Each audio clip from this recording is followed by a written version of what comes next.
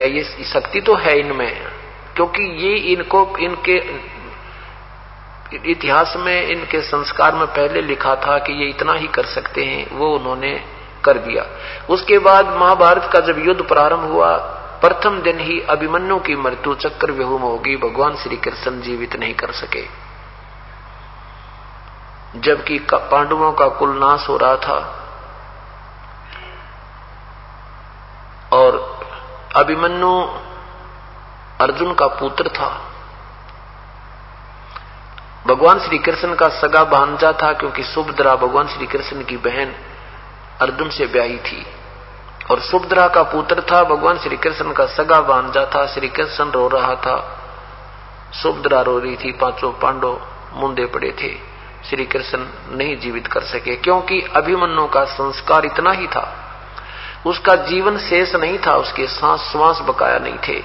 इसको कोई चेंज नहीं कर सकता, केवल कबीर परमात्मा ही कर सकता है।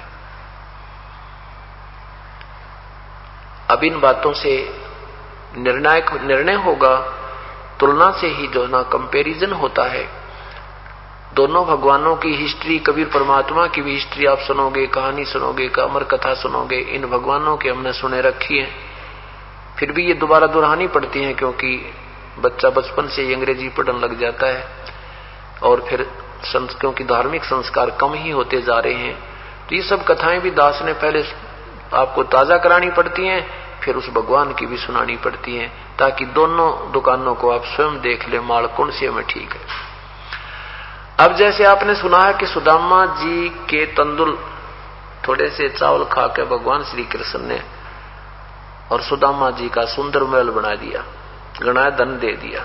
यो तो एक मंत्री कर दे अपने दोस्त की, एक बढ़िया कोई ऐसा कोटा दे दे जिसमें ठाठम ठाठ हो जाए। ये इनका पहला संस्कार था, पिछले जन्म का संस्कार था, उतना ही इन्होंने करना था, वही कर दिया ना। और क्या कितने दारिद्र थे, और को नहीं किसी का कुछ किया, भगवान श्री कृष्ण ने को सुना दो कहानी और किया होता है। और भगवान कबीर साहब की हम बिना गिनती के आज सुना दो, जो आज करके दिखा रखा, वो तो पुराना तो छोड़ दो दूर। अब ये 10 साल के अंदर जो मालिक ने मौज कर रखी है अपनी पुण्य आत्माओं के ऊपर, थूक सूख जाए एक परिवार का जो अपनी कथा सुनाने लग जाता है, सुनने के कान बहरे हो जाए, इतने सुख दे रखे कबीर परमात्मा ने। क्योंकि दादू साहब कहते हैं, और संत सब कूप हैं ये कहते श्रीता नीर, दादू अगम अपार है ये दरिया सत्य कबीर। ये ब्रह्मा विष्णु महेश जैसे भी शक्ति रखते हैं, लेकिन कबीर परमात्मा के समान नहीं है।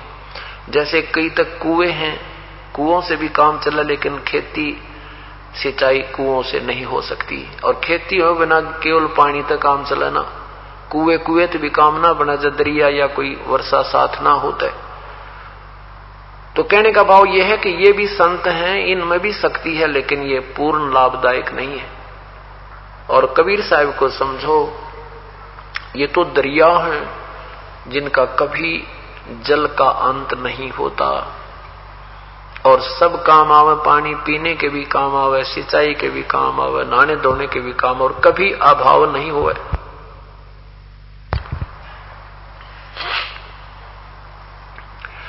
श्री कृष्ण जी ने सुदामा जी का एक महल बना दिया 2 मुट्ठी चावल खाके, बिल्कुल ठीक है, इसमें कोई शक नहीं, ऐसा उन भगवानों ने कर दिया। लेकिन किया कहां से, ये आपको बहुत दिनों में समझ में आएगा।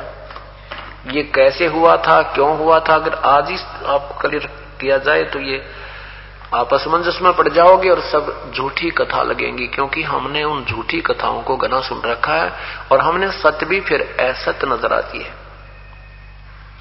कारण क्या है कि जैसे नीम के कीड़े ने नमक में कोई कीड़ा छोड़ रखा हो, या नीम के पेड़ पर कोई कीड़ा रहता हो, और उसको बूरा में छोड़ देना, बूरा में खांड पे, वहां नहीं रुका वो, उसने अच्छी ना लगे, क्योंकि वो कड़वे खान का आदि बन गया। तो अब हमने जो कथाएं वो सुन रखी थी, धीरे धीरे हमारी ठीक होंगी, वो हम उसमें ज्यादा रंगे थे। अब आपको सुनाता हूं कि एक तैमूर लंग नाम का गरीब लोहार था, मुसलमान घर में जन्म था उसका। वित्तीय हालत इतनी कमजोर थी कि कभी कई बार तो भूखे रह जाते थे। पिताजी का देहांत हो चुका था। उनकी माताजी बड़ी धार्मिक थी, इतनी धार्मिक थी कि अतिथि कोई आते जाते रास्ता में रुक जाता, घर पे आ जाता तो अपना घर में जो भी 2 रोटी का आटा होता, 2 रोटी का आटा बनाकर अतिथि को खिला देती। आप मां बेटा भूखे रह जाते थे, इतनी धार्मिकता थी। तैमूरलंग क्या किया करता था कि भेड़ बकरियां चराया करता साहूकारों की, वो उनको थोड़ा बहुत अन्न दे देते थे महीने में, 6 महीने में, जिससे मां बेटा गुजारा कर रही थी। इसके साथ साथ एक पार्ट टाइम काम और करता था। वो एक लोहार के वहां गण की चोट लगाया करता। शाम के समय अपना गडरिये का काम पूरा करके उनकी भेड़ बकरियों को घर छोड़ के मालिकों की, उसके बाद एक ऐरण पे भी चोट लगाया करता था। गण लगाने की ड्यूटी अपनी नौकरी करता था, उससे भी वो कुछ अन्न दे देता था, जिससे मां बेटा गुजारा कर रही थी।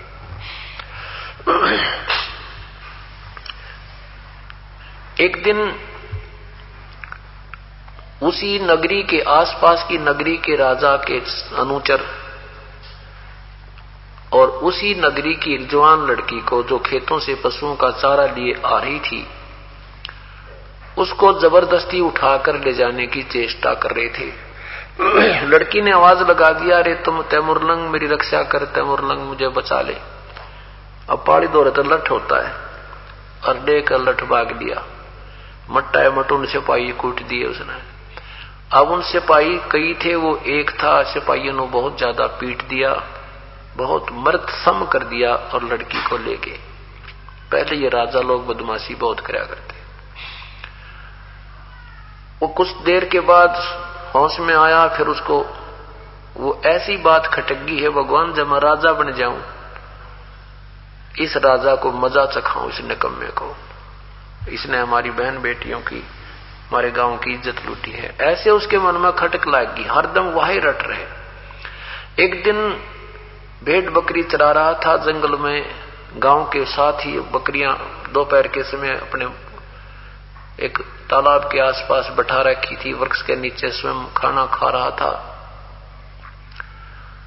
इतने में परमेश्वर एक जिंदा महात्मा रूप बना के कबीर साहब वहां पहुंच गए और सलाम वालेकुम किया। अब तैमूरलंग ने प्रति उत्तर देकर कहा, आओ महात्मा जी बैठो। ए महाराज, खाना तो मैं खा चुका हूं, आपको भूख लगी होगी, आप खाने की सुनाओ। परमात्मा ने कहा, भाई भूख तो लगी है बच्चा। तो उसने क्या कहा, महाराज जी मेरी बकरियों की संभाल रखना, मैं घर से खाना बनवा के लाता हूं, बिल्कुल साथ में हमारा घर है। और चलते दफा 2 बार कहा, महाराज जी ध्यान रखियो मैं बहुत गरीब हूं, हमारी एक भी बकरी अगर गुम होगी तो मेरे से पूरी नहीं होगी। परमात्मा ने कहा, बेटा चिंता ना कर, तू जा। अब घर पे आया, उसकी मां से कहा, मां एक महात्मा रास्ते चलता है, बड़ा भूखा है। क्योंकि जैसा संस्कार बच्चा घर में देखता है, वो ज्यों की तो भावना बनी रहती है।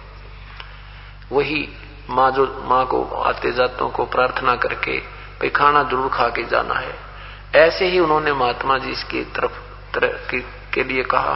तो मां से आकर कहा, मां एक महात्मा बहुत भूखा है, रोटी बना दे। घर में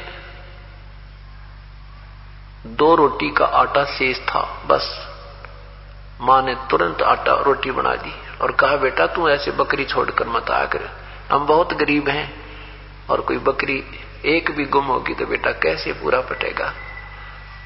तो उसने कहा, तैमूरलंग ने कहा, मां वो महात्मा कह रहा है कि बेटा तू चिंता ना करिए, मैं कति रुखाड़ा हूं। अब दोनों मां बेटा, मां ने सोचा चलो मैं महात्मा के दर्शन भी कराऊंगी और बर्तन वापस ले आऊंगी। दोनों मां बेटा लोटा पानी का लेकर 2 रोटी बनाकर आ गई। महाराज जी के सामने रोटी रख करके माई कहने लगी, हे महात्मा जी हम बहुत गरीब हैं, महाराज जी हम बहुत बहुत ज्यादा घाटे में हैं, बहुत टोटा है हमारे यहाँ, बहुत दारिद्र है। ए भगवान को दया करो, कुछ जंतर मंत्र बता जो हम धनवान हो जावा।